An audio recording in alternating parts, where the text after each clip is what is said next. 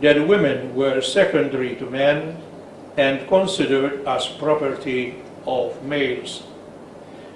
An ancient tradition rejected by Jesus and the Christian Church, though unfortunately still surviving in some quarters of our planet. The teachings of Jesus have a universal ring about them. A Christian did not have to come from any particular nation, nor was the Christian Church to be contained by frontiers, be they natural or artificial.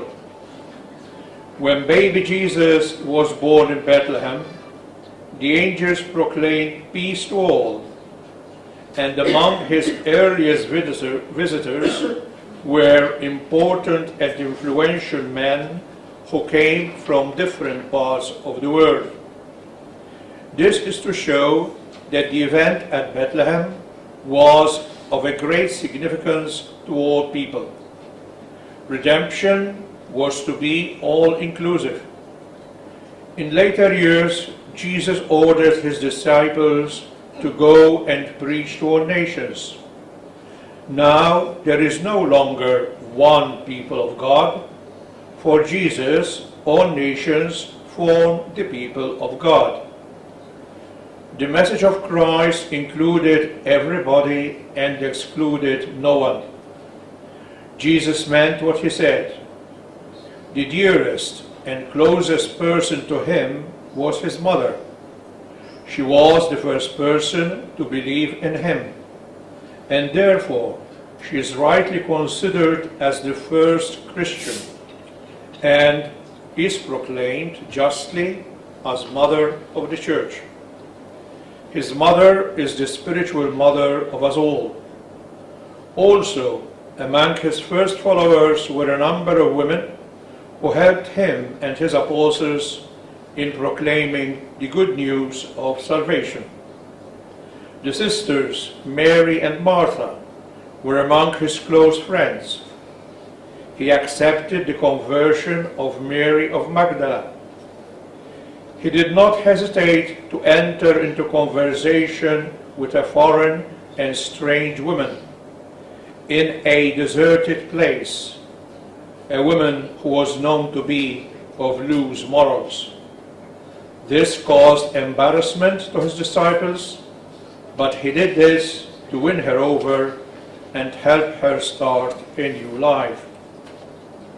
Christians, following the example of Christ, hold that men and women are equally important in the eyes of God. Our faith holds the nuclear family as the basis for both church and state. Father and mother are different. Nature willed it so. But male and female are equal and complementary. Moreover, the home is the meeting place for prayer and religious formation. Christ taught that one man and one woman were bound together by the sacrament of holy matrimony. Therefore, husband and wife are permanently bound together, and their children are a gift to be treasured and loved. The Church of Jesus is both male and female. Men have their own contribution to make, and so have women. To consider men and women as rivals is completely unacceptable to practicing Christians. Men and women are the two great lights that illuminate our planet, even if, like the sun and the moon, they do so in different ways. As the Church Catechism states, mothers form the basic cell of the family. According to Pope John Paul II, woman is endowed with her own qualities and she is unique. The most telling quotation about the place of women in the Church comes from the pen of St. Paul in his letter to the Galatians.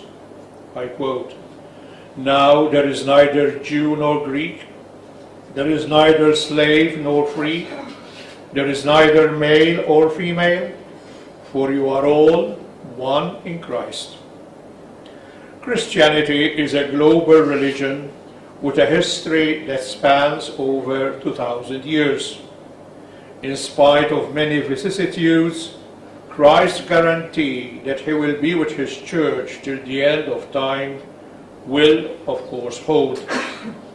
The church has been buffeted by heresies, persecutions, schisms, and upheavals from within and without. Prejudices have been rampant long before the coming of Christ, and they still dull the brains of some today. Women have suffered a lot.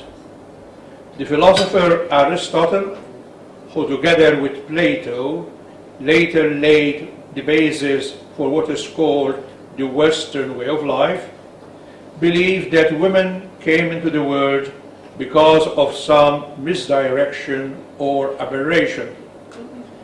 His ideas did influence some thinkers, even among Christians. Thus the writer Tertullian, who lived in apostolic times, wrote that Eve symbolized evil, and the only good thing she was capable of was to give birth to babies. And those babies had better be boys. In ancient Rome, it was legal to expose, euphemism for abandon or even kill, an unwanted baby girl. And there was a special place outside the walls of the city where infanticide could be legally carried out. Christian thinkers and the Church condemned such barbaric deeds. The Church has honored many women and girls as saints.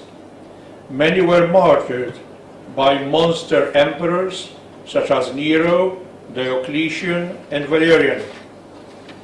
The names of these women martyrs are recited every day in our daily masses. Even in later times, famous names such as Joan of Arc, Teresa of Avila, Monica, mother of St. Augustine, Catherine of Siena, and Teresa of Calcutta are revered by Catholics all the world over. The official status of women, according to the Catholic Church, is found in the document called On the Laity, which was given papal seal during the Second Vatican Council, which was convened between 1962 and 1965. The document states, I quote, "Women ought to participate more widely in the apostolate. They share in the priesthood of Christ as they did in the early church. Women are especially capable in teaching, caring for the needy, and in taking part in the liturgy. As mothers and daughters, they give power to the various activities carried out in the parishes. When capable, women should take part in national and international affairs. They should foment vocations even within the bosom of their families." And the final note. The apostolate of married persons and of families is of unique importance because they have received from God the mission to form the first and most vital cell both within the Church and in civil society. Thank you.